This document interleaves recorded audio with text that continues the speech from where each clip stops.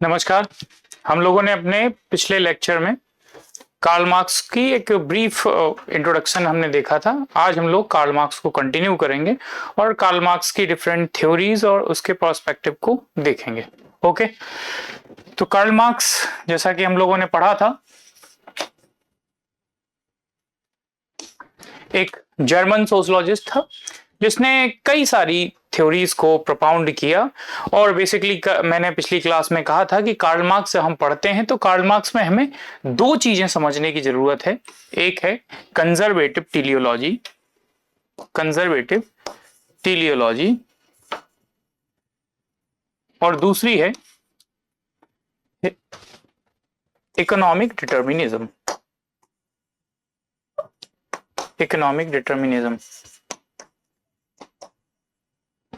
हम लोग Karl Marx का ब्रीफ इंटरव्यू एक बार फिर से रिकैप करें। उसके पहले मैं आपको बता दूं कि ये दोनों थ्योरी मस्ट हैं अगर कार्ल मार्क्स को हमें समझना है तो कंजर्वेटिव टेलियोलॉजी क्या होती है, जिसे कहते हैं संकीर्ण प्रायोजनवाद। संकीर्ण प्रायोजनवाद क्या है कि जब हम किसी चीज को सिद्ध करना चाहते हैं तो उसके लिए पहले से ही फैक्ट को, अपनी बात को सिद्ध करने के लिए इकट्ठा करते हैं और फिर उसी के आधार पर अपनी बात को सिद्ध कर देते हैं, चाहे वो झूठ हो चाहे वो सही हो। ऐसे ही मार्क्स में देखते हैं, मार्क्स का एकमात्र उद्देश्य था, वो था कम्युनिस्ट सोसाइटी को बनाना, इगैलिटेरियन सोसाइटी को बनाना, अर्थात एक समता मूलक समाज को बनाना। और उस समता मूलक समाज को बनाने के लिए कार्ल मार्क्स ने सारी थ्योरीज, अपनी सारे फैक्ट को कलेक्ट किया और ये सिद्ध कर दिया कि कैपिटलिस्ट सोसाइटी को कैसे मजदूर हटाएंगे, कैसे क्रांति होगी और उस क्रांति के बाद कैसे एक कम्युनिस्ट सोसाइटी एस्टैब्लिश हो जाएगी। इसे कहते हैं कंजर्वेटिव टेलियोलॉजी।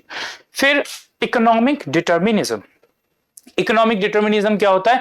प्रत्येक घटना को आर्थिक आधार पर बताना, या इतिहास में हुई किसी भी घटना को यह बताना कि उस घटना के घटित होने का, उस इवेंट के होने का सबसे बड़ा कारण क्या था। वो मटेरियल थिंग्स थी, वो आर्थिक बातें थी जिनके कारण कोई घटना हुई। या इतिहास ही पूरा मार्क्स के हिसाब से किसके आधार पर है? जो ऐतिहासिक घटनाएं घटी उन्हीं के वो कंपाइलेशन को मार्क्स कहता है कि वह इतिहास है। ठीक है, तो हम लोग पहले कार्ल मार्क्स को एक बार रिकैप करेंगे कि कार्ल मार्क्स, चूंकि सोशियोलॉजी हम पढ़ते हैं तो हम पहले थिंकर का एक सोशल बैकग्राउंड देखते हैं, क्योंकि कोई भी व्यक्ति के बनने में उसका समय, उसका परिवार और उसके स्वयं का व्यक्तित्व, ये जो दोनों चीजें इससे बनी होती है, लेकिन फिर भी कुछ व्यक्ति में अपनी प्रवृत्तियां होती हैं जिनके आधार पर उसका निर्माण होता है। तो एक है कि वह समय कौन सा था जब मार्क्स पैदा हुआ, टाइम। दूसरा, मार्क्स का सोशल बैकग्राउंड क्या है, मार्क्स का सोशल बैकग्राउंड क्या है, और मार्क्स के बनने में कौन कौन से ऐसे लोग थे जिन्होंने उसको इन्फ्लुएंस किया। तो उसमें सबसे पहले हम लेते हैं नाम हीगल का, और दूसरा हीगल के बाद में उसके फादर का। ठीक है, इन तीन बातों का मार्क्स के बनने में बहुत बड़ा एक इंपैक्ट रहा। तो जैसे समय, तो हमने समय देखा था कि कार्ल मार्क्स जब पैदा हुआ है 1818 में, उस समय का यूरोप एक इंडस्ट्रियलाइजेशन, इंडस्ट्रियल रेवोल्यूशन से गुजर रहा है। बहुत तेजी से इंडस्ट्रियल रेवोल्यूशन हो रहा है। उस इंडस्ट्रियल रेवोल्यूशन में पुरानी चीजें एकदम से बदल रही हैं। जैसे कि हमने कहा था कि रेवोल्यूशन किसे कहते हैं? सडन चेंजेस इन सोसाइटी, समाज में अचानक से परिवर्तन को ही क्या कहते हैं? क्रांति कहते हैं। किसी भी जगह अचानक से जो परिवर्तन होते हैं उसे हम कहते हैं सडन चेंज को रेवोल्यूशन। तो ये समय कौन सा है? उस समय यूरोप में हो रहा है इंडस्ट्रियल रेवोल्यूशन।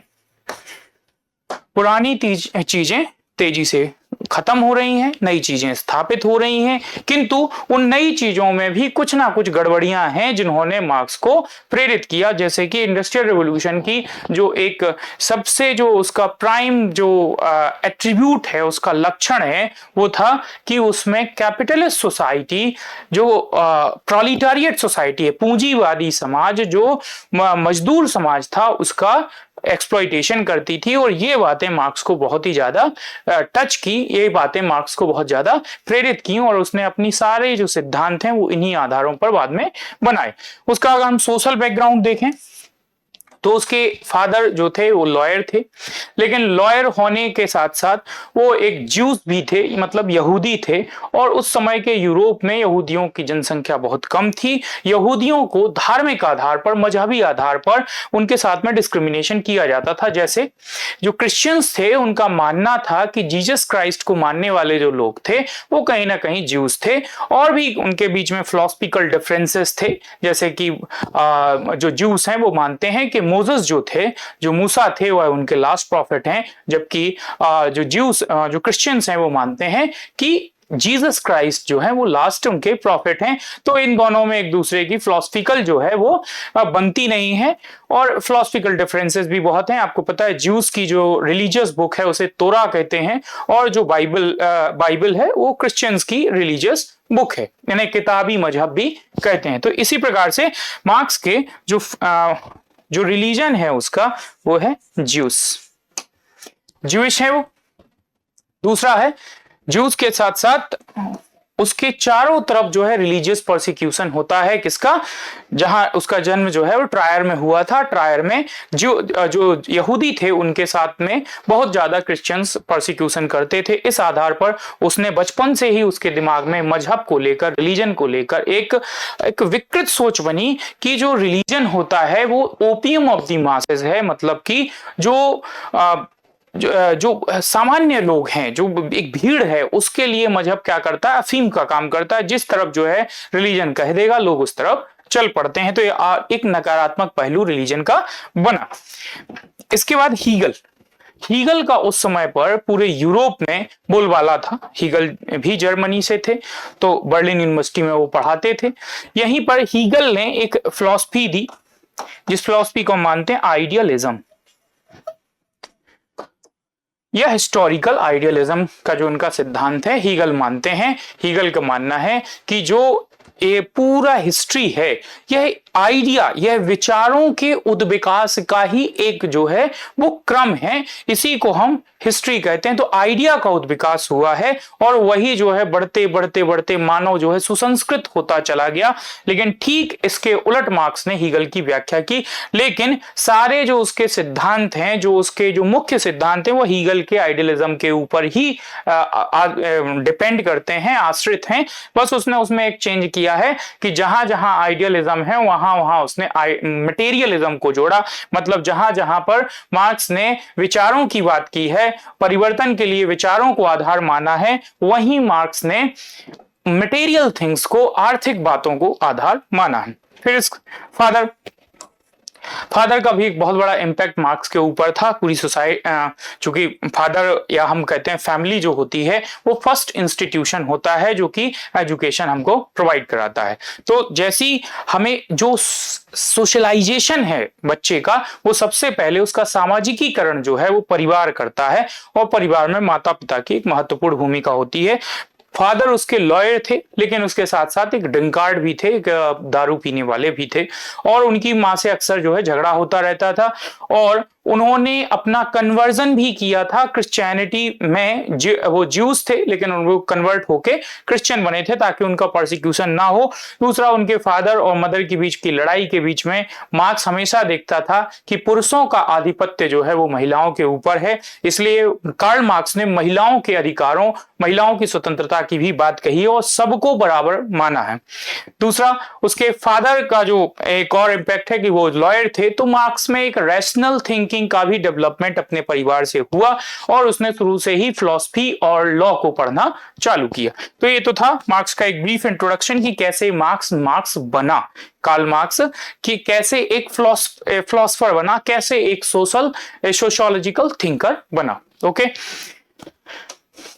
देन इसके बाद में हमने पहले डिस्कस किया था, हमने इसके पहले डिस्कस किया है हिस्टोरिकल मटेरियलिज्म। तो हिस्टोरिकल मटेरियलिज्म को एक बार में ब्रीफली आपको बता देता हूं।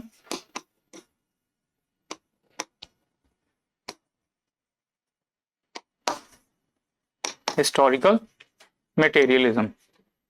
हिस्टोरिकल मटेरियलिज्म क्या होता है? तो हमने देखा था इसमें कि हिस्टोरिकल मटेरियलिज्म, इसमें दो टर्म है, एक है हिस्ट्री और एक है मटेरियल थिंग। तो अभी हमने हीगल की बात की।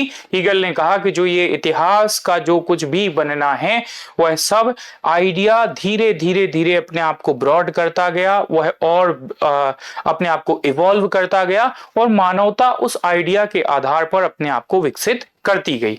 मतलब every event of history is depend on the evolution of the idea. समाज में विचार का उन्नयन ही जो है वो मानव उद्विकास का कारण है। तो जो पहले छोटा आइडिया था वो अपने आप को ब्रॉड करता गया और समाज भी ब्रॉड होता गया, उसी से साइंस बना, उसी से सारी मटेरियल थिंग्स बनी। जैसे हीगल कहता है कि पहले आम आया, बाद में आम खाने का आइडिया आया, पहले लकड़ी आई, बाद में चेयर का आइडिया आया। ठीक है, तो आइडिया जो है वो प्राइमरी थिंग है, मटेरियल जो है वो सेकेंडरी थिंग है, क्योंकि पहले विचार आता है फिर उसके उपभोग या उसके प्रोडक्शन की कोई बात आती है। तो ऐसे ही मार्क्स ने, मैंने कहा था कि आइडियलिज्म की जगह मार्क्स ने क्या जोड़ा है, वो है मटेरियलिज्म। तो ऐसे ही हिस्टोरिकल आइडियलिज्म की जगह पर मार्क्स ने दिया हिस्टोरिकल मटेरियलिज्म, हिस्टोरिकल आइडियलिज्म की जगह पर हिस्टोरिकल मटेरियलिज्म का कंसेप्ट दिया। हालांकि ये जो शब्द है ये मार्क्स ने कभी भी यूज नहीं किया, ये शब्द यूज किया था प्लखनेओ ने। प्लखनेओ ने किस लिए किया था?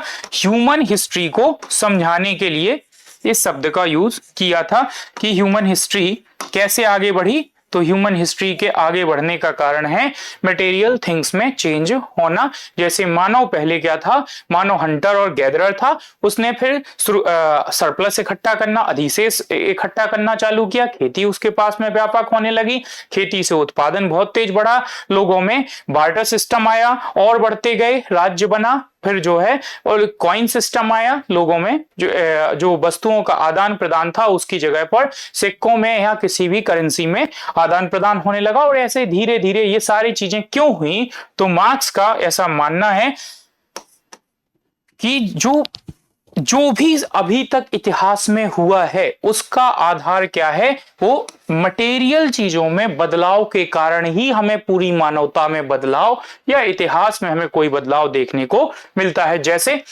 मार्क्स मानता है कि फैमिली, सोसाइटी, राज्य,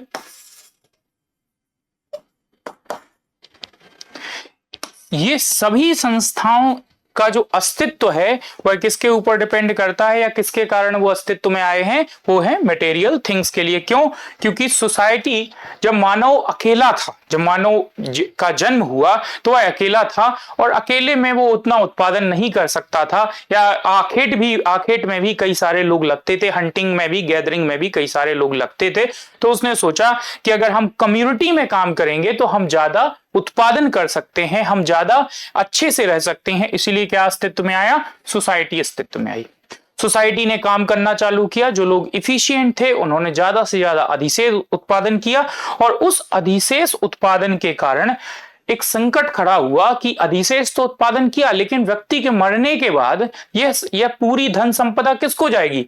तो क्योंकि उस समय पे कोई परिवार नामक जैसी संस्था नहीं थी, पति पत्नी जैसे कोई संबंध नहीं थे, इसीलिए मार्क्स कहता है कि परिवार का जो जन्म है वह अपनी संपत्ति को या उत्तराधिकार को दूसरे को देने के लिए आया है, कि एक पिता अपने पुत्र को या पुत्री को अपनी संपत्ति दे सके। क्योंकि उस समय के समाज में चूंकि परिवार नहीं था तो यह तय नहीं किया जा सकता था कि कौन किसका पुत्र है और कौन किसकी पुत्री है। अर्थात कार्ल मार्क्स का कहना है कि महिलाओं की सेक्सुअलिटी को लिमिटेड किया गया, कंट्रोल किया गया, क्योंकि उस समय पर एक पत्नी कई पतियों की पत्नी हो सकती थी और एक पति कई पत्नियों का पति हो सकता था। इसके कारण जो पैट्रीलिनियल थिंग्स हैं वो उन्हें तय कर पाना मुश्किल था। ठीक है, तो परिवार का उद्भव ही किसके लिए? आर्थिक चीजों के लिए, ताकि संतति को क्या किया जा सके, संपत्ति ट्रांसफर की जा सके। इसके बाद में राज्य, जब ये सब कुछ हो गया, परिवार बन गया, समाज बन गया, तो इस परिवार और समाज को, इसकी आर्थिक गतिविधियों को और सुचारू ढंग से चलाने के लिए जो बलशाली लोग थे या जो उत्पादन में जो श्रेष्ठ लोग थे, उन्होंने क्या किया, राज्य का निर्माण किया ताकि वह अपने कंट्रोल को लोगों के ऊपर स्थापित कर सकें। क्यों कंट्रोल करना है? ताकि उनकी जो आर्थिक सत्ता है वह उनके हाथ में रहे, इसलिए उन्होंने इसको स्टेट का फॉर्मेशन किया। तो each and every event in the history happened due to the material changes। तो सारे इतिहास में परिवर्तन क्यों हुए हैं? क्योंकि आर्थिक या वस्तुओं में परिवर्तन हुए या आर्थिक चीजों में परिवर्तन हुए, इसलिए यह पूरी हमें इतिहास का परिवर्तन दिखाई देता है। ठीक है, तो ये था हिस्टोरिकल मटेरियलिज्म। हिस्टोरिकल मटेरियलिज्म में कुछ नहीं है, मार्क्स ने केवल इतिहास का जो जितनी घटनाएं हैं उनको किसके आधार पर समझाया है? उनको आर्थिक आधार पर समझाया है कि आर्थिक चीजों में बदलाव के कारण ही इतिहास की हमें ये सारी घटनाएं देखने को मिलती हैं। ये था हिस्टोरिकल मटेरियलिज्म। ओके, मार्क्स को समझने में जो सबसे इंपॉर्टेंट है, तो पहला हम लोग देखेंगे mode of production. Mode of production,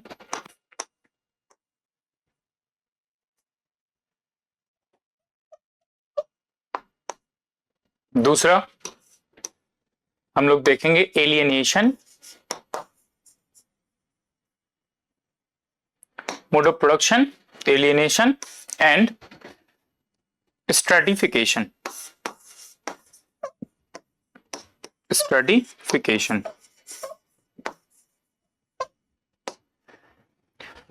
mode of production को उत्पादन की विधा कहते हैं, उत्पादन की विधा। एलिनेशन विलगन या इसको अलगाव कहते हैं, और स्ट्रेटिफिकेशन इसका मतलब है संस्तरीकरण। संस्तरीकरण, समाज में एक के ऊपर एक वर्गों को रखना। तो सबसे पहले हम लोग देखते हैं मोड ऑफ प्रोडक्शन, क्योंकि मार्क्स के पूरे कंसेप्ट को अगर समझना है और कंजर्वेटिव टेलियोलॉजी और इकोनॉमिक डिटर्मिनिज्म की जो एप्लीकेशन है, मार्क्स वास्तव में कहना क्या चाहता है। प्रत्येक थिंकर का एक अपना आइडिया होता है, जिस आइडिया को वो अल्टीमेटली प्रूव करता है या पूरी उसकी थ्योरी उस आइडिया के ऊपर बेस्ड होती है। तो मार्क्स की जो पूरा सिद्धांत है वो किसके ऊपर बेस्ड है? उसका जो आधार है वह या उसका जो उद्देश्य है वह है कि समाज को एक साम्यवादी समाज बनाना। ये तो वो कैसे बनेगा उसके लिए मार्क्स ग्राउंड प्रिपेयर करता है या सिद्धांत देता है। तो जैसे कि उसने कम्युनिज्म सोसाइटी को बनाने के पीछे कहा कि कैपिटलिस्ट ने एक्सप्लॉइटेशन किया है, एक्सप्लॉइटेशन होगा तो मजदूरों की जनसंख्या ज्यादा है, वो 90% हैं, और जो कैपिटलिस्ट हैं वो 10% हैं। 90% 10% को समाप्त कर देंगे और इसके बाद में एक कम्युनिस्ट सोसाइटी बनेगी। जो कैसी सोसाइटी होगी? जो साम्यवादी समाज जो होगा वह एक इगैलिटेरियन सोसाइटी होगा, मतलब एक समता मूलक समाज होगा, और फिर कोई एक्सप्लॉइटेशन नहीं होगा, कोई अव्यवस्था नहीं होगी, और मानवता एकदम पहले जैसी हो जाएगी। जो बीच में इसमें विकृतियां आई हैं कम्युनिज्म आने के बाद सारी समाप्त हो जाएंगी। तो उसी कम्युनिस्ट सोसाइटी को कैसे स्थापित होगी, ये सब जो हम लोग कंसेप्ट पढ़ रहे हैं यह उसी के आधार हैं। मैंने शुरुआत से ही कहा है कि हम जब मार्क्स को पढ़ें तो मार्क्स को पढ़ने के पहले हम लोग उसकी दो चीजों को जरूर पढ़ें। मार्क्स का पूरा सिद्धांत किसके ऊपर आधारित है? कंजर्वेटिव टेलियोलॉजी और इकोनॉमिक डिटर्मिनिज्म। ठीक है, तो सबसे पहले आते हैं हम लोग अपने मोड ऑफ प्रोडक्शन पे। What is mode of production? उत्पादन की विधा। मोड ऑफ प्रोडक्शन, उत्पादन की विधा या उत्पादन की पद्धति क्या है, इसको हम समझेंगे। तो कार्ल मार्क्स का जो वास्तविक उद्देश्य था वो क्या था? वास्तविक उद्देश्य है कि साम्यवादी समाज बने। साम्यवादी समाज क्यों बने? क्योंकि उसे सिद्ध करना था कि बहुत ज्यादा शोषण है मजदूरों का, तो एक समय आएगा जब मजदूर क्रांति करेंगे। लेकिन इन सब चीजों को जो सोशलॉजिस्ट होते हैं या जो फिलोसफर होते हैं बड़ी डिटेल जो है समझाते हैं, क्यों होगा, कैसे होगा, क्या फैक्ट हैं, क्या संकल्पनाएं हैं, क्या हाइपोथेसिस है, सब चीजों को विधिवत समझाते हैं। तो वही उसी के बीच की कड़ी है मोड ऑफ प्रोडक्शन। इसमें मार्क्स कहता है, पहले तो हम समझे मोड ऑफ प्रोडक्शन है क्या, अब सरल भाषा में। तो मोड ऑफ प्रोडक्शन है द प्रोसेस ऑफ प्रोडक्शन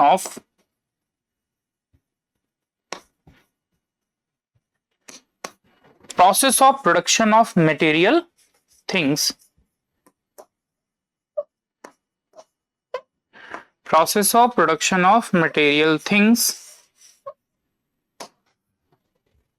इसे कहते हैं process of production of material things is called mode of production. अर्थात जो पदार्थिक वस्तुओं के उत्पादन की जो प्रक्रिया है उसे कहते हैं mode of production.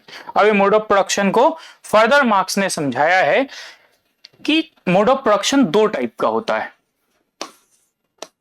Mode of production को सब कैटेगराइज कर सकते हैं दो पार्ट में। एक को कहते हैं forces of production, forces of production, और दूसरे को कहते हैं relation between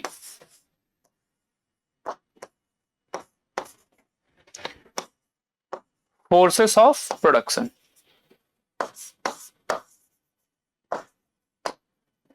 forces of production and relation between forces of production. ठीक है, तो process of production of material things is called mode of production. उत्पादन की विधा क्या है? उत्पादन की विधा है पदार्थिक वस्तुओं के उत्पादन की प्रक्रिया जो होती है वही जो है वो मोड ऑफ प्रोडक्शन कहलाती है। या आप कह सकते हैं प्रोडक्शन और the economic activities are collectively called as mode of production. जो आर्थिक गतिविधियां होती हैं उन्हें हम समेकित रूप से कह सकते हैं कि वो क्या है? मोड ऑफ प्रोडक्शन है। ठीक है, तो मार्क्स ने इस मोड ऑफ प्रोडक्शन को सब कैटेगराइज किया। एक कहा उसने फोर्सेस ऑफ प्रोडक्शन, दूसरा कहा उसने relation between production. Forces of production क्या है? फोर्सेस ऑफ प्रोडक्शन मतलब उत्पादन की शक्तियां जिनसे उत्पादन होता है या जिनसे उत्पादन होता है और जो समाज को गवर्न करती हैं, जो समाज के लिए आधारभूत होती हैं। तो मार्क्स का मानना है कि जो कोई भी सोसाइटी होती है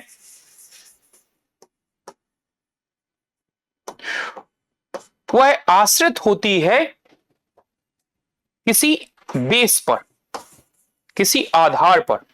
और मार्क्स मानता है कि यह जो आधार होता है तो इकोनॉमिक एक्टिविटीज जो होती हैं, इकोनॉमिक एक्टिविटीज वह किसी भी समाज का क्या होती हैं? आधार होती है। ठीक है, तो इकोनॉमिक एक्टिविटीज किसी भी समाज का आधार होती हैं। और ये इकोनॉमिक एक्टिविटीज जो होती हैं वो एक दूसरे से क्या होती हैं? इंटरडिपेंडेंट होती हैं, एक दूसरे से परस्पर आश्रित होती हैं। तो मार्क्स ने कहा कि फोर्सेस ऑफ प्रोडक्शन जो चीजें हैं उनमें दो बातें आती हैं।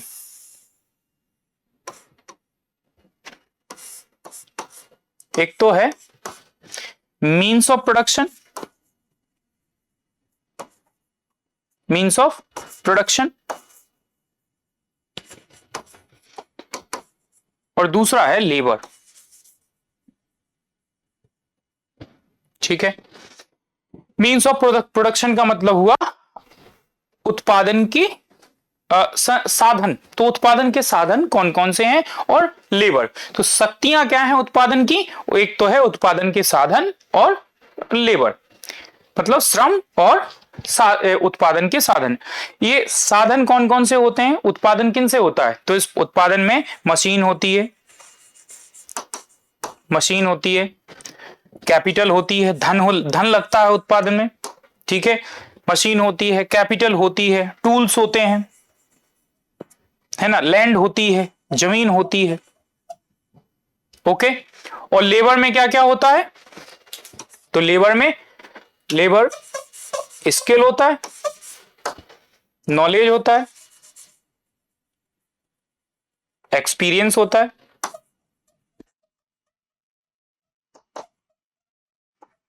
ये लेबर में आता है। ठीक है, तो फोर्सेस ऑफ प्रोडक्शन उत्पादन की शक्तियां क्या क्या हैं? उत्पादन के साधन और श्रम जो है वो उत्पादन की शक्तियां हैं। और रिलेशन क्या है? तो यहां पर दो ही चीजें हमें दिख रही हैं कि एक वे लोग होंगे जिनके पास में इन उत्पादन के जो साधन हैं उनका स्वामित्व होगा, तो उन्हें हम कहेंगे ओनर, मतलब स्वामी, या हम जिन्हें कहें कैपिटलिस्ट, पूंजीवादी, या मार्क्स ने जो शब्द यूज किया है वो है बुर्जुआजी। बुर्जुआजी, या हिंदी में कहते हैं जिसको बुर्जुआ वर्ग, ठीक है। और दूसरा वर्ग कौन सा होगा, तो ये जो लेबर है, श्रम कौन करेगा, वर्कर। ये रिलेशन क्या है, एक स्वामी है और एक जो है उसका वर्कर है, एक उसके यहां पर कार्य करने वाला व्यक्ति है। मार्क्स, हम एमओपी को जब समझेंगे तो इसके पहले हमें एक चीज को समझना पड़ेगा, वो है मार्क्स ने एक स्ट्रक्चर बनाया जिसे कहते हैं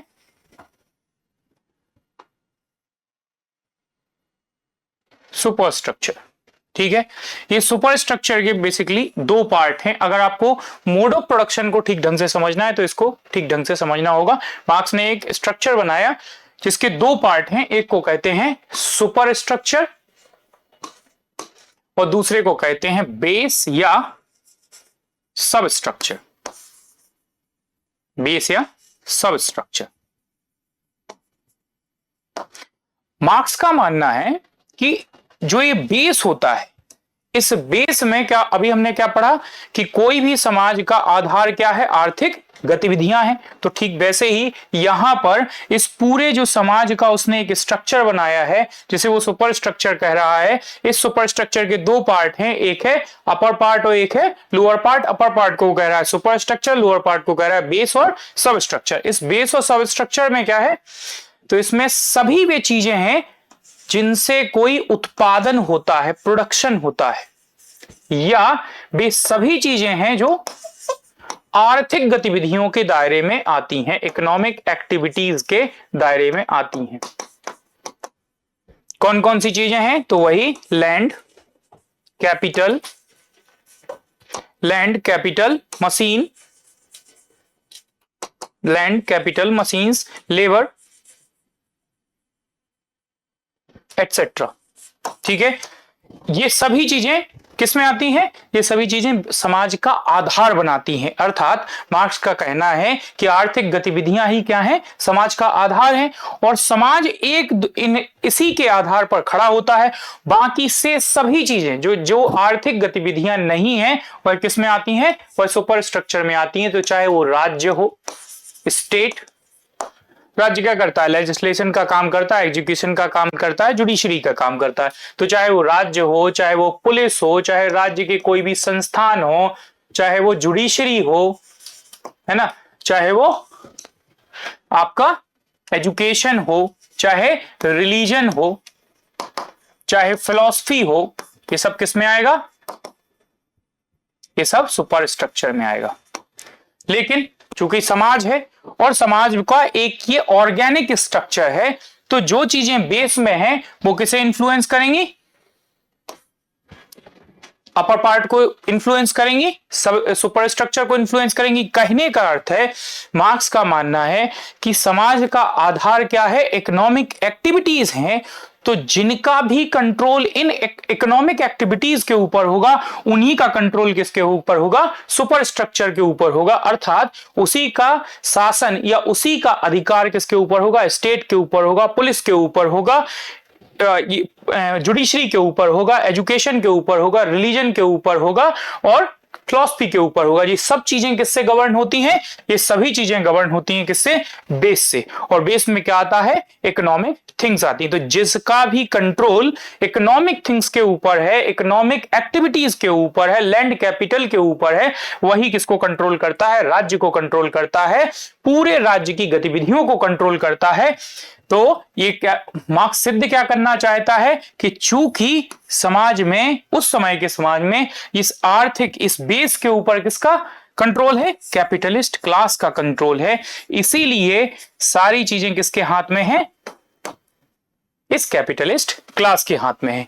ठीक है, तो हम अभी इसमें देख रहे थे कि मार्क्स ने कहा मोड ऑफ प्रोडक्शन दो टाइप का है, सब कैटेगराइज किया, फोर्सेस ऑफ प्रोडक्शन और रिलेशन बिटवीन प्रोडक्शन। इस फोर्सेस ऑफ प्रोडक्शन को फर्दर टू पार्ट्स में उसने कैटेगराइज किया, मींस ऑफ प्रोडक्शन और लेबर।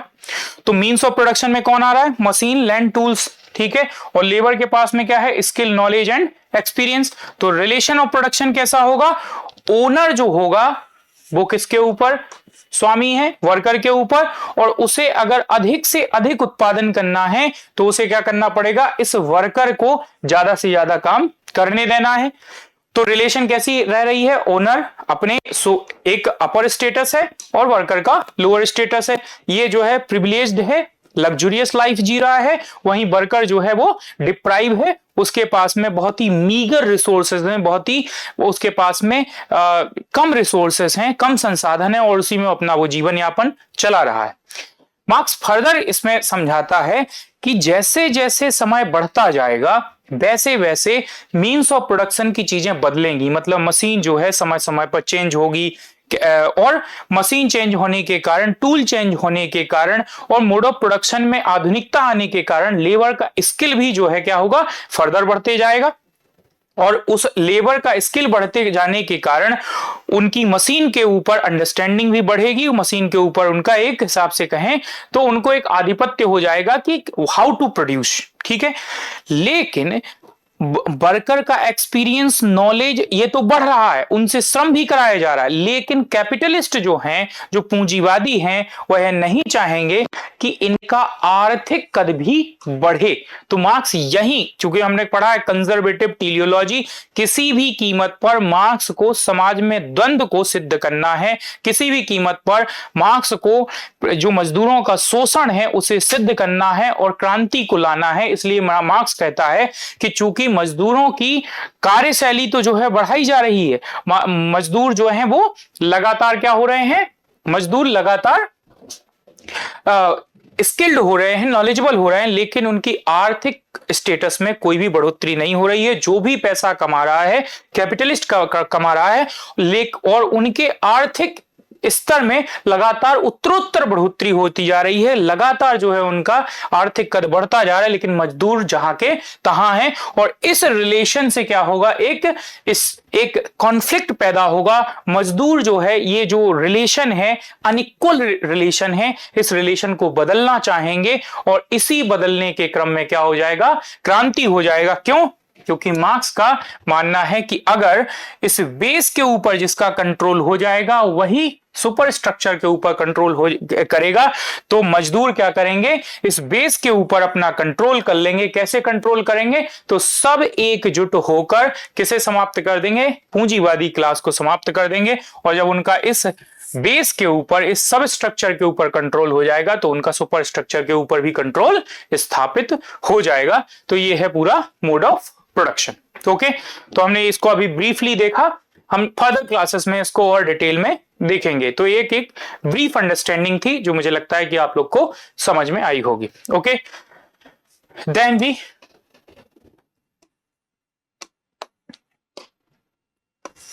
एलियनेशन, ठीक है। तो अभी हम लोग एलियनेशन को समझेंगे। मैंने इसको बताया था, एलियनेशन को क्या कहते हैं, विलगन या अलगाव की स्थिति ही एलियनेशन कहलाती है। ओके, एलियनेशन बेसिकली अगर देखा जाए तो क्या है, एलियनेशन एक हीगल ने इस टर्म को अपनी फिलॉसफी में यूज किया है और मार्क्स ने इसको बोरो किया है। हाँ, जैसे कि मार्क्स अपनी बहुत बड़ा एक पार्ट अपनी फिलॉसफी का वो किससे लेता है, हीगल से लेता है। तो उसने ये टर्म भी एलियनेशन उसी से लिया, लेकिन इसका इंटरप्रिटेशन हीगल से एकदम अलग किया है। जैसे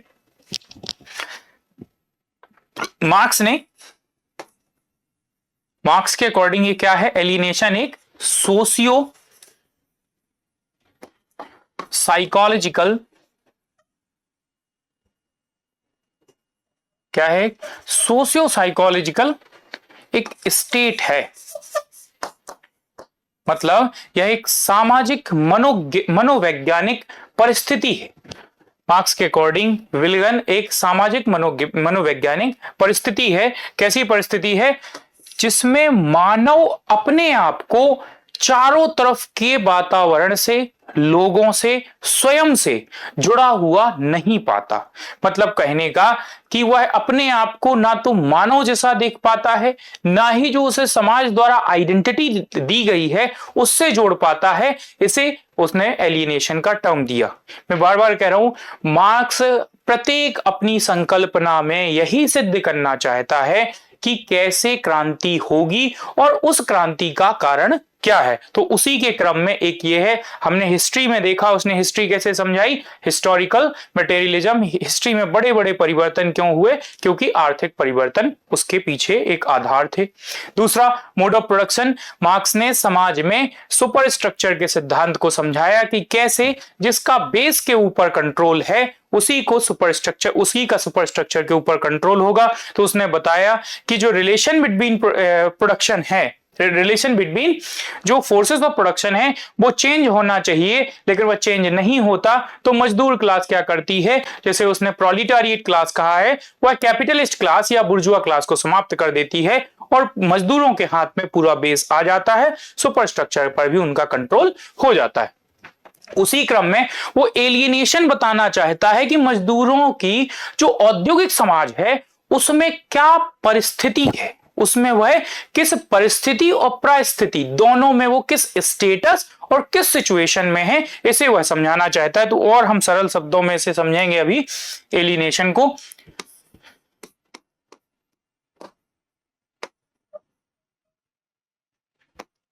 एलियनेशन तो ये क्या है, एक सोशियो साइकोलॉजिकल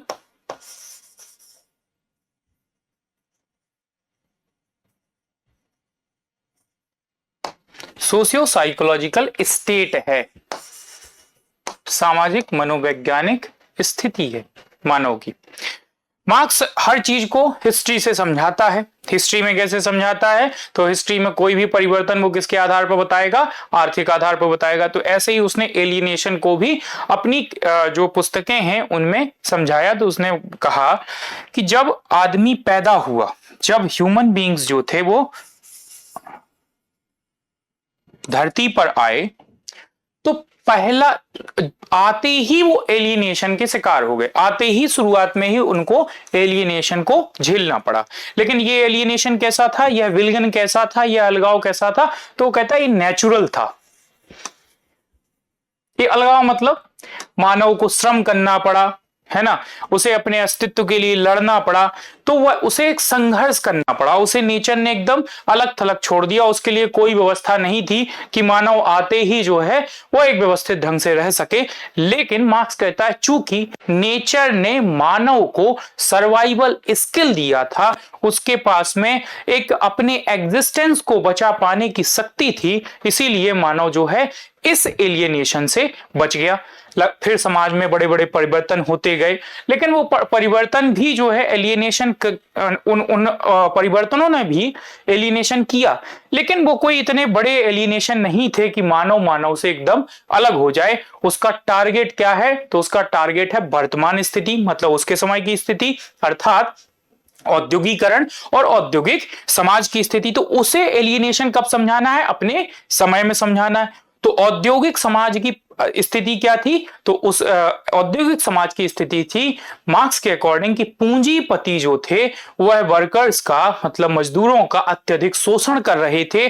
तो उस शोषण में मजदूरों की स्थिति को जो मार्क्स है वह समझाना चाहता है। तो मार्क्स ने कहा कि ठीक वैसे ही कैपिटलिस्ट सोसाइटी में जब इतिहास में परिवर्तन हुआ और फ्यूडल सोसाइटी से कैपिटलिस्ट सोसाइटी बनी, तो इसमें भी एलियनेशन हुआ, लेकिन यह पिछले एलियनेशन से, जो प्रीवियस एलियनेशंस थे, उनसे एकदम अलग था। और ये इतना ट्रेमेंडस था, इतना अधिक था कि इससे कोप अप कर पाना, मतलब इसका सामना कर पाना वर्कर्स के जो है वो उतना जैसे कहें कि वर्कर्स के दायरे में नहीं आता था। उसे इसे कोप अप करने में बहुत समय लगा, इसमें बहुत शोषण हुआ और एलियनेशन का लेवल भी जो है हिस्टोरिकली हाई था, ऐतिहासिक रूप से बहुत ज्यादा था किस समाज में, कैपिटलिस्ट सोसाइटी में। तो कैसा ये एलियनेशन था, तो कैपिटलिस्ट सोसाइटी में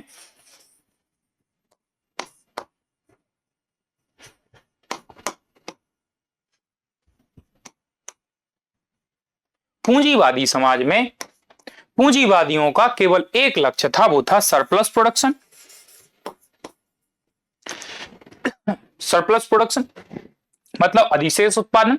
अधिशेष उत्पादन के लिए अभी हमने देखा कि मोड ऑफ प्रोडक्शन में मीन्स ऑफ प्रोडक्शन है, और मीन्स ऑफ प्रोडक्शन के बाद में वर्कर्स हैं, लेबर है, और relation between forces of production में ओनर है और वर्कर है। तो उसमें होता क्या है, मीन्स ऑफ प्रोडक्शन के ऊपर कंट्रोल किसका है, कैपिटलिस्ट का है। मजदूरों के पास क्या कंट्रोल है, केवल और केवल अपने श्रम का कंट्रोल है। तो मजदूर के अपने श्रम के द्वारा जो उत्पादन करता है वो पूरा कौन ले जाता है, पूंजीवादी ले जाते हैं, और बचे खुचे कुछ चीजें होती हैं जो वर्कर्स को दे देते हैं। और दूसरा वो जो forces of relation between forces of production है, जो उत्पादन की शक्तियों में संबंध है, उसमें भी कोई बदलाव नहीं होने देते। तो इसके कारण जो वर्कर है वो बहुत ही ज्यादा प्रताड़ित है और पीड़ित है। वो प्रताड़ना और पीड़ा बहुत ज्यादा है। वो दिखाई देती है कि सरप्लस प्रोडक्शन के लिए 16 से 18 घंटे इनसे काम कराया जाता है मजदूरों से। अब जब ये 16 से 18 घंटे काम करेंगे, मजदूर 16 से 18 घंटे काम करेगा, तो उसका आप सोचिए कि क्या सामाजिक जीवन होगा। तो पहले तो उसकी हम सोशल लाइफ को देखें। उसकी सोशल लाइफ क्या हो गई है, एकदम कन्फाइंड हो गई है कि वो एक फैक्ट्री के दायरे में ही काम करता है। सुबह उठता है, काम में लग जाता है, देर रात आता है, खाता है और सो जाता है। ऐसा व्यक्ति क्या उत्सव मना सकता है? ऐसा व्यक्ति उल्लासित नहीं रह सकता, ऐसा व्यक्ति प्रसन्न नहीं रह सकता। जबकि हमें प्रकृति ने हमें हमारे नेचर में ये दिया है, हमारे जो कैरेक्टरिस्टिक्स हैं वो ये ऐसे हैं कि हम जो है उत्सव मनाएं, उल्लासित हों, प्रसन्न रहें, क्योंकि सारी गतिविधियों का आधार क्या है, प्रसन्नता ही है। लेकिन इनको कैसे बांध दिया गया है, एक फैक्ट्री के दायरे में बांध दिया गया है, और इनका कार्य केवल और केवल क्या है, पूंजीपति वर्ग के लिए उत्पादन करते जाना है। तो उनकी सोशल लाइफ तो क्या हो गई, समाप्त हो गई। फिर व्यक्तिगत लाइफ देख लीजिए, इंडिविजुअल, उनका इंडिविजुअल लाइफ। तो ऐसे इंडिविजुअल लाइफ का है, जब व्यक्ति सुबह से जाएगा और देर रात घर में आएगा, तो ना उसकी बच्चों से तारतम्यता होगी, ना परिवार के अन्य सदस्यों से तारतम्यता होगी, ना वह उनके दुख में खड़ा हो पाएगा, ना सुख में खड़ा हो पाएगा। और ऐसा व्यक्ति अंदर ही अंदर क्या होने लगेगा, घुटने लगेगा।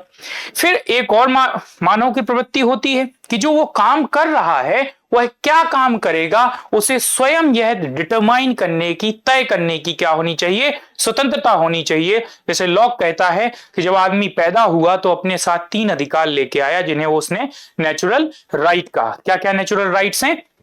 तो सबसे पहले व्यक्ति पैदा हुआ और अस्तित्व में आया तो अपने साथ जीवन लेके आया। तो राइट टू क्या होनी चाहिए उसके पास में, लाइफ होनी चाहिए। और लाइफ भी कैसी हो, एक डिग्निफाइड लाइफ हो, तो राइट टू लाइफ। इसके बाद में व्यक्ति आया तो उसके जीवित रहने के लिए, उसके एग्जिस्टेंस के लिए क्या आवश्यक है, प्रॉपर्टी आवश्यक है, तो राइट टू प्रॉपर्टी। तीसरा लाइफ का राइट टू लाइफ हो गया, राइट टू प्रॉपर्टी। और आदमी को आदमी बनने के लिए क्या चाहिए, स्वतंत्र ढंग से जो उसके अंदर स्किल है वो स्फुटित हो सके, वह फैल सके, वह प्रोन्नत हो सके, विकसित हो सके, उसके लिए उसको क्या चाहिए, स्वतंत्रता की आवश्यकता है। कि व्यक्ति को स्वतंत्र छोड़ दिया जाए, वह जैसा अपना विकास करना चाहता है वैसा अपना विकास कर लेगा। तो ये 3 अधिकार व्यक्ति क्या किया है, नेचर से अपने साथ लेके आया है। लेकिन इस औद्योगिक समाज में जो कार्ल मार्क्स के समय पर है, कार्ल मार्क्स कहता है कि ना तो इसमें व्यक्ति की सोशल लाइफ बची है, ना इंडिविजुअल लाइफ बची है, और ना ही उसकी कोई स्वतंत्रता बची है। उसे यह अधिकार नहीं है कि what to produce, how to produce and how much to produce. ठीक है, कितना उत्पादन करें, कैसे उत्पादन करें। और कार्ल मार्क्स कहता है कि पहले चाहे वो एंशिएंट सोसाइटी हो, चाहे वो मिडिवल सोसाइटी हो, चाहे वो स्लैव और मास्टर रिलेशन हो, और चाहे वो फ्यूडल और फीवडम हो, फ्यूडल और उनके जो पीजेंट्स होते थे, उस रिलेशन में भी इतनी कड़ाई नहीं थी और इतना शोषण नहीं था जितना कि औद्योगिक समाज में है। तो ये लॉक के अकॉर्डिंग क्या थे, ये लॉक के अकॉर्डिंग इतने राइट्स व्यक्ति लेकर आया है। लेकिन मार्क्स का कहना है कि जो एक कैपिटलिस्ट सोसाइटी है, ये जो कैपिटलिस्ट सोसाइटी है, इस सोसाइटी में जो वर्कर है वो हाईली एक्सप्लॉइटेड है। और इस हाई एक्सप्लॉइटेशन के कारण, इस ट्रेमेंडस एक्सप्लॉइटेशन के कारण, अत्यधिक शोषण के कारण मानव पूरी तरह से अपने आप से मानवता से, समाज से, अपने द्वारा किए गए उत्पादन से, उनके निर्णय से पूरी तरह से बाहर है और इस कारण से वह किस में आ गया है, एक उसकी जो सोशियो साइकोलॉजिकल जो स्टेट है, जो सोशियो साइकोलॉजिकल स्टेट है वो बहुत ही ज्यादा डिग्रेडेड है। ठीक है, तो मार्क्स फर्दर एक्सप्लेन करता है एलियनेशन को कि जब व्यक्ति पहले समय में, चाहे वो फ्यूडल सोसाइटी हो और चाहे वो एंशिएंट सोसाइटी हो, उसमें मानव को प्रोडक्शन का, अपने जो लेबर है,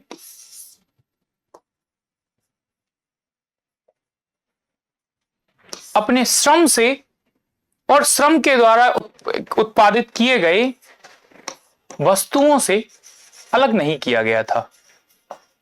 मतलब उसे अपने श्रम के द्वारा उत्पादित की गई वस्तुओं से अलग नहीं किया गया था, उसका इस पर अधिकार था। किंतु अभी जो कैपिटल सोसाइटी है, उस कैपिटल सोसाइटी में उसको इससे अलग कर दिया गया है। मतलब ही इज एलियनेटेड फ्रॉम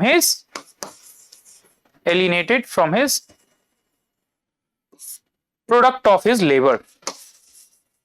मतलब अपने श्रम के द्वारा उत्पादित किए गए वस्तुओं से उसको क्या किया गया है, दूर कर दिया गया है, अलग कर दिया गया है। ठीक है, तो alienated from the product of his labour, एक चीज। दूसरा, मार्क्स ने दूसरा कहा कि व्यक्ति, मजदूर की क्या स्थिति है औद्योगिक समाज में, तो दूसरी स्थिति है कि उसको किसी भी प्रकार के डिसीजन मेकिंग से अलग कर दिया गया है। एंशिएंट सोसाइटी में और फ्यूडल सोसाइटी में कम से कम इतनी स्वतंत्रता तो थी कि थीफ के पास, मास्टर के पास काम करने के बाद में अपने घर में व्यक्ति यह तय कर सकता था, पीजेंट तय कर सकता था कि उसे क्या उत्पादित करना है, दिन में क्या काम करना है। मतलब थोड़ी स्वतंत्रता वहां पर थी। लेकिन औद्योगिक समाज में मजदूर की क्या हालत है, इंडस्ट्रियल सोसाइटी में जो प्रोलिटारिएट हैं, मतलब जो वर्कर हैं, उनकी क्या स्थिति है, तो उनको किसी भी प्रकार के डिसीजन से क्या कर दिया गया है, एकदम अलग कर दिया गया है, ओवर पावर कर दिया गया है। यहां किसके डिसीजन चलते हैं, कैपिटलिस्ट क्लास के। तो कहने का अर्थ है what to produce,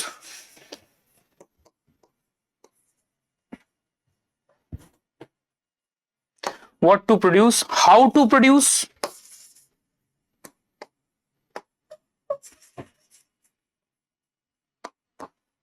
and how much to produce, इन सब पे किसका कंट्रोल है, इन सब पे कंट्रोल है कैपिटलिस्ट क्लास का। साथ ही साथ कितने टाइम तक वो काम करेगा, यह भी कौन तय करेगा, यह भी कैपिटलिस्ट क्लास तय करेगी।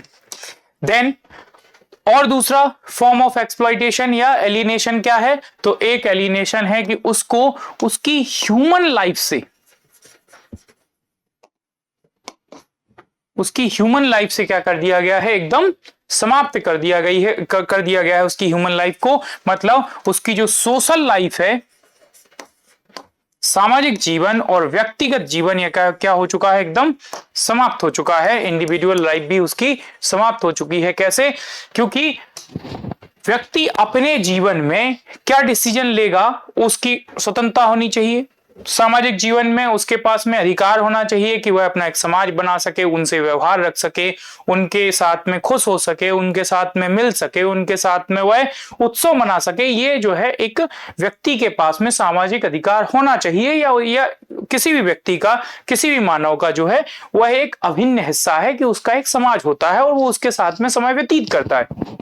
दूसरा, इंडिविजुअल लाइफ में अपने बच्चों को, अपने परिवारजनों को समय देना, उनके साथ में सुख दुख में खड़े होना, उनके लिए कुछ कर पाना, ये व्यक्ति को होना चाहिए। लेकिन जब वो 16 से 18 घंटे कार्य कर रहा है और इवन किसी केस में 18 से ज्यादा घंटे कार्य कर रहा है, तो उसका यह सोशल लाइफ और इंडिविजुअल लाइफ भी नहीं बचती है।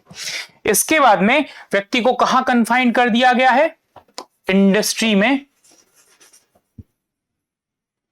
इंडस्ट्री की छत के नीचे उसको कन्फाइंड कर दिया गया है। और इन्हीं सब स्थितियों के कारण व्यक्ति क्या हो गया है, सोशियो साइकोलॉजिकली आइसोलेटेड हो गया है। या हम मार्क्स की भाषा में कहें तो वो क्या है, सोशियो साइकोलॉजिकल स्ट्रेंजमेंट है।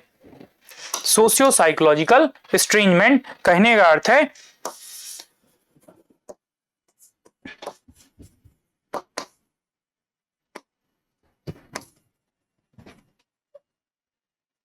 सोशियो साइकोलॉजिकल स्ट्रेंजमेंट मतलब अपने आप से ही अजनबी हो जाना या एक ऐसी सामाजिक मनोवैज्ञानिक परिस्थिति जिसमें व्यक्ति अपने आप से ही अनभिज्ञ हो गया है या कट गया है, इसको कहते हैं सोशियो साइकोलॉजिकल स्ट्रेंजमेंट। तो हम कह सकते हैं alienation is a socio psychological estrangement from human self और from self of the individual, अपने स्व से व्यक्ति का अनभिज्ञ या अलग या विलगित हो जाना ही क्या कहलाता है? एलियनेशन कहलाता है। ठीक है, अब ये हमने देखा कि मार्क्स का जो कंसेप्ट है या मार्क्स की पूरी फिलॉसफी है वह कहां घूमती है? वह कम्युनिज्म को स्टैब्लिश करने, क्रांति करवाने और इन सभी बातों को सिद्ध करने के आसपास घूमती है। तो हमने देखा था कि मार्क्स अपनी क्रांति के सिद्धांत को, अपने कम्युनिज्म के सिद्धांत को सिद्ध करने के लिए कंजर्वेटिव टेलियोलॉजी का सहारा लेता है, जो कि उसने मार्क्स ने लिया, सारी चीजों को बताया और फिर कहा कि ये जो इस सोशियो साइकोलॉजिकल स्ट्रेंजमेंट है,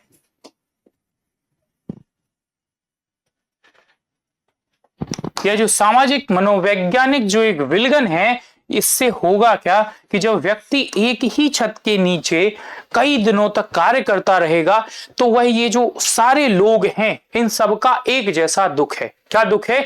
कि उनको स्वयं से काट दिया गया है, समाज से काट दिया गया है, अपने व्यक्तिगत जो है जीवन से काट दिया गया है, डिसीजन मेकिंग से काट दिया गया है, उनको उनके जो उनके लेबर के द्वारा प्रोडक्शन होता है उस पर भी उनका कोई अधिकार नहीं है। और ऐसी स्थिति में यह क्या हो जाएगा? क्लास इन इटसेल्फ, मतलब अपने आप में यह जो समाज है वह अपने लिए समाज, class in itself will become class for itself.